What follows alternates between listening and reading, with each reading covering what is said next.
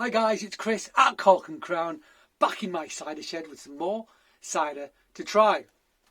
And it is my last bottle of the Welsh mountain cider that I had to taste. I've been saving this one till last. This is a 2017, so this is the oldest of the lot. And I got a comment from, was it Jack, about it, this being one of his favourite ciders of the last 12 months of the year, or something like that. Anyway, he really liked it, basically. And it's the oldest one I had, so I thought I'd leave it till last. 100% juice fermented with native wild yeast, unfiltered, unpasteurised, no added sulfites, 6.8%. Borders Bittersweet 2017, so that suggests it's going to be all bittersweets. A rich and deep dry cider made with apples from an ancient orchard on the Wales-Shropshire border. Summer stone fruits, bitter almonds, tannins and toffee. Contains natural sediment. Pour carefully and serve at cellar temperature. Best before 2nd of May 2031. So best get on it. Best get on it. We've only got 10 years. Exactly 10 years to drink it. Shouldn't be a problem. Let's open it. Appears to be still. That's cool. This still's very Venus in quality. When I say that, I don't mean better than cider. It just means a different sort of thing. I mean, less appley, in fact. And other things going on. Different texture, just different. Felt more like a wine. So that's pouring. Quite a nice amber. Not as dark as I expected it to be, actually. But still, certainly more colour than you get from sort of just culinary apples. The last one we had, the Petrichor, was a blend of bittersweets, or cider apples and dessert apples. That was paler than this because of the addition of those dessert apples, I guess. This is all bittersweets. You get it's an amber. It's a very pale amber, but it's a lovely amber, bright amber. I assume they just rack off. This ferments to dry. It doesn't need any fizz, so it'll just ferment to dry and be bottled, I assume. Let's give it a sniff. Cheers. Yeah, lovely nose. There is toffee on the nose, definitely is. But then there's that apple thing again, but almost like a baked apple character. That like a pastry, like a slightly burnt, darker sugar element to it. I think lovely. They said almond. Yeah, they do like their nuts. They said walnut, and I think it kind of went along with that. I think this is possibly more almondy. Yeah, it is actually. It's got almond, definite almond character. But rich, sweet, toffee, almost a golden syrup thing going on there on the nose, I think, as well for me. Smells great. Don't know if there's any residuals. Well, they said it was dry. Smells like it's going to be sweet, but my guess is, yep, it's going to be bone dry. Let's try it.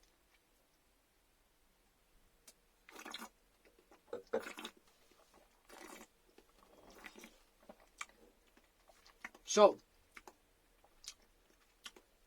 firm tannins, firm soft tannin, firm astringency, really appley, orchardy, foresty, I want to say. There's a greenness about it, which is really nice. Much more appley though than the Petrichor we had with the dessert apples. This has got more of an obvious apple character, I want to say. It's got a Venus texture, but I don't think you'd confuse this with wine. You definitely know this was a cider for sure. Good acidity.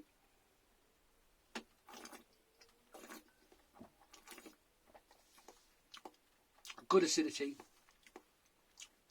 Not much hard tannin. Not much leatheriness on the back. Grapefruit. There's a citric / lactic acid twang to it. More acid than I thought it was going to be. It is kind of wine-like, but there's more of an obvious apple character to this one, I think. Yeah. Again, if you're into interesting, like dry white wines, this is the sort of thing. It's more to do with the texture than anything else. It's got viscosity. I mean, yeah, it's got good legs. I mean, it feels viscous on the tongue as well, actually.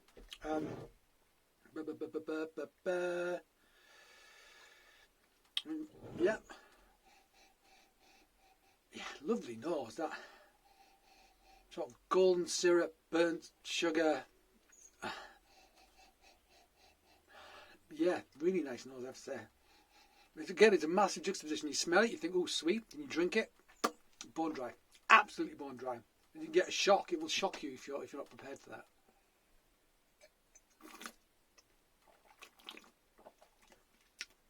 This is more appley. I want to have it with some cheese or something fatty. I really do. I really do, even though it's not fizzy. Hard cheese, again. Those sweeter style of cheeses. So the Alpine cheeses, your Comtés, your Gruyères, your Beauforts, etc. Even, dare I say, a good Gouda. Gouda, something Dutch. You get like a butterscotch, toffee character in the aged varietals. Some of that sort of nice crunchy crystals that you get in those aged Goudas, I think would go flipping brilliantly with this. Possibly better than a cooked curd. So Gouda's a washed curd. Not going to go into that. It's totally different style of cheese making from a totally different region. I mean, basically Gouda comes from beneath sea level, whereas things like Alpine cheese and company come from way above sea level. So they're not just different locations, they're completely different styles of cheese making. But they both develop kind of a sweetness about them. So actually I'd love to have that, actually, with some Gouda, a really good Gouda. Absolutely would. That would be rocking, I think. Because what it has on the nose is the cheese would deliver on the palate, and I think it would complement what's on that sort of dryness. The sweetness would complement it really well, really well. And because it's quite a concentrated paste for those sorts of cheeses, it is quite concentrated and viscous. I think it'd be great. I really want to have some really good Gouda with this now. I really do. So there you go, guys. Really interesting. So these guys, they're great cider makers, but what they're making is very different in terms of what I've tried. I mean, the closest thing probably would be for me, Little Pomona maybe, in terms of what they're doing. But yeah, really interesting, totally different.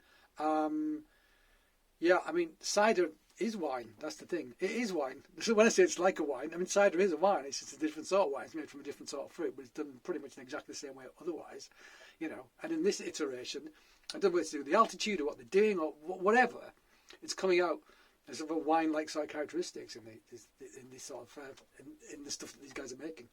So there you go. Nice. Thank you very much, Welsh Mountain Cider. I enjoyed that flight. What was my favourite? What was my favourite? Well, surprising for me, I have to say, it was the Cox's Orange Pippin. That was my favourite. I really liked it, and that's the one I was kind of like the one I thought I'd like the least. It was one I liked the most. I really liked it. It was fab. That's not to diminish any of the other things that they do. But if you're really interested in complex, different styles of cider, get some from these guys. You will not be disappointed. All right. Thank you for joining me in my shed.